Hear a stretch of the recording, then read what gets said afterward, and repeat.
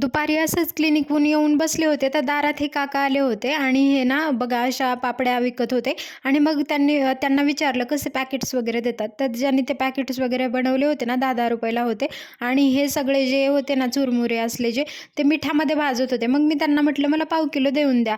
आणि बघा ते असे 2 मिनिटामध्ये त्यांनी ते घेतले सगळे मोजून.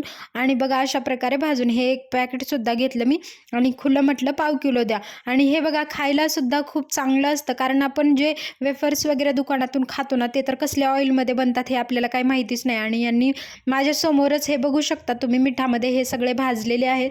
आणि बघता बघता अर्ध्या मिनिटामध्ये त्यांनी भाजून दिलं ते.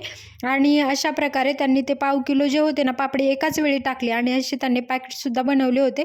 बघा हे ₹10-10 पॅकेट्स होते. आणि बघा आपलं हे पापडी होत्या ना भाजून झालेले आहेत.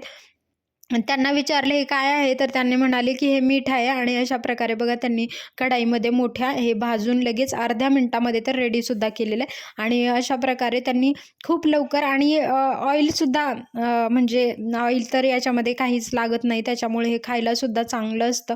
आणि त्याच्यामध्ये मिठामध्ये भाजलेलं आधी हे आपण गावाकडे वगैरे बघायचो तर वाळूमध्ये सुद्धा भाजायचे, पण त्याच्यापेक्षा हे सेफ आहे. आणि मिठामध्ये भाजलेलं हे चांगलं आहे खाण्यासाठी सुद्धा. आणि आपण तळलेले पापडी वगैरे हे जेवणासोबत खूप खात असतो, तर त्याच्यापेक्षा हे मला खूप छान वाटलं, म्हणून मी त्यांना म्हटलं की मला पाव किलो द्या.